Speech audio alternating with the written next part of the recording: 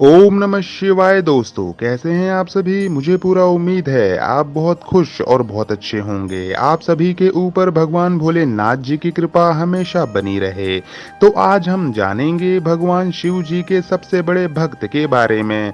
ऋषि पुरुष मृगा जी कौन थे और भीम क्यों लाना चाहते थे उन्हें हस्तिनापुर, और भीम को हनुमान जी ने क्यों अपने 3 बाल दिए थे, इसके पीछे का क्या है रहस्य। तो आइए जानते हैं और बने रहिए मेरे साथ आखिरी तक। पांडवों ने श्री कृष्ण की मदद से कौरवों पर विजय प्राप्त कर ली थी। अब हस्तिनापुर का राज्य पांडवों के अधीन था। धर्मराज युधिष्ठिर राजा बने थे। न्याय और धर्म की प्रतिमूर्ति महाराजा युधिष्ठिर के राज्य में सब कुशल मंगल था। समस्त हस्तिनापुर आनंदमय जीवन व्यतीत कर रहा था। कहीं कोई किसी प्रकार का दुख ना था। एक दिन नारद मुनि राजा युधिष्ठिर के पास आए और कहा कि महाराज, आप यहाँ वैभवशाली जिंदगी जी रहे हैं, लेकिन वहाँ स्वर्ग में आपके पिता बड़े ही दुखी हैं। युधिष्ठिर ने नारद मुनि से पिता के दुखी होने का कारण पूछा तो उन्होंने बताया कि पांडवों का सपना था कि राज्य में एक राजसूय यज्ञ कराएं, लेकिन वो अपने जीवन काल में नहीं करा पाए। इसी बात से दुखी हैं। तब युधिष्ठिर ने अपने पिता की शांति के लिए राजसूय यज्ञ कराने का निर्णय लिया। इस यज्ञ में वो ऋषि पुरुष मर्गा को बुलाना चाहते थे, जो भगवान शिव जी के परम भक्त थे। उनका ऊपर का हिस्सा पुरुष का था और नीचे का हिस्सा मर्ग यानी हिरण का था, और इसी कारण उनका नाम पुरुष मर्गा पड़ा था। युधिष्ठिर ने भीम को आज्ञा दी कि वह ऋषि पुरुष मर्गा को ढूंढ कर लाए ताकि यज्ञ संपन्न हो सके। युधिष्ठिर की आज्ञा पाकर भीम ऋषि पुरुष मर्गा को ढूंढने चल दिए। एक जंगल से गुजरते हुए भीम को पवन पुत्र हनुमान दिखाई दिए। भीम ने अपने बड़े भाई को प्रणाम किया। हनुमान के पूछने पर कि वो कहाँ जा रहे हैं, भीम ने बताया कि वे ऋषि पुरुष मर्गा को ढूंढने जा रहे हैं ताकि राजसूय यज्ञ पूर्ण हो सके। हनुमान जी ने कुछ सोचकर भीम को अपने शरीर के 3 बाल दिए और कहा, यह तुम्हें विपत्ति के समय काम आएगा। उनसे आशीर्वाद प्राप्त करने के बाद भीम ऋषि को खोजने आगे चल दिए। काफी दूर भटकने के बाद भीम ने आखिर ऋषि पुरुष मर्गा को ढूंढ ही लिया। वो उस समय भगवान शिव का ध्यान लगाए बैठे थे।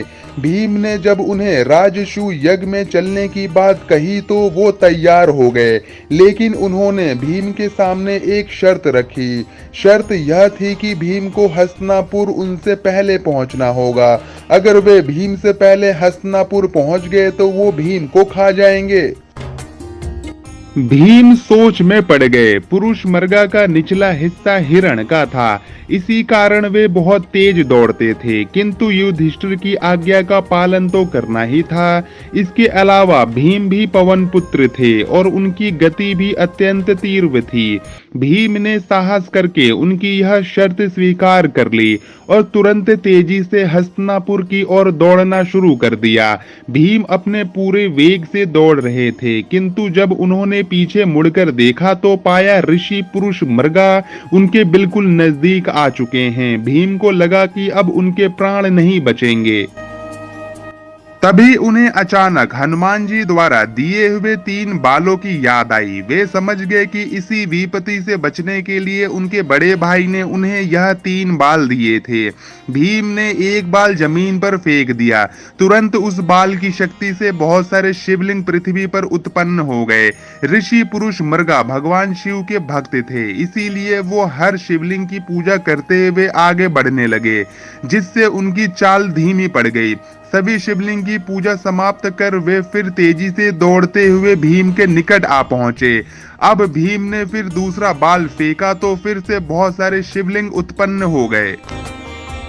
इसी तरह भीम ने ऋषि पुरुष मर्गा को पीछे रखने के लिए एक एक कर 3 बाल फेंक दिए और राजभवन के निकट पहुंच गए। लेकिन जैसे ही भीम महल में घुसने ही वाले थे, तभी पुरुष मर्गा ने उनके पांव पीछे से खींच लिए और भीम के पांव महल से बाहर ही रह गए। अब शर्त के अनुसार वे भीम को खाने के लिए जैसे ही आगे बढ़े, तुरंत वहां राजा युधिष्ठिर और भगवान कृष्ण आ गए और उनसे ऐसा ना करने की विनती की। तब ऋषि पुरुष मर्गा ने युधिष्ठिर को शर्त की बात बताई और कहा कि अब आप ही न्याय करें। युधिष्ठिर ने अपना फैसला सुनाया कि जब आपने भीम को पकड़ा तो उसके पांव ही महल से बाहर रहे थे, इसीलिए आप भीम के सिर्फ पैर खा सकते हैं। युधिष्ठिर के इस न्याय से ऋषि बड़े प्रसन्न हुए और उन्होंने भीम को जीवन दान दे दिया। फिर मंगल पूर्वक राजसु यज्ञ संपन्न हुआ और ऋषि पुरुष मर्गा सबको आशीर्वाद देकर फिर से अपने आश्रम को लौट गए। तो दोस्तों, यह थे पुरुष मर्गा जी की अद्भुत कहानी। हम आपके लिए ऐसे ही रहस्यमयी कहानियों को लेके आते रहते हैं। तो दोस्तों, अपना ख्याल रखिए और खुश रहिए। मैं फिर मिलूंगा एक नई कहानी के साथ। जब तक के लिए धन्यवाद।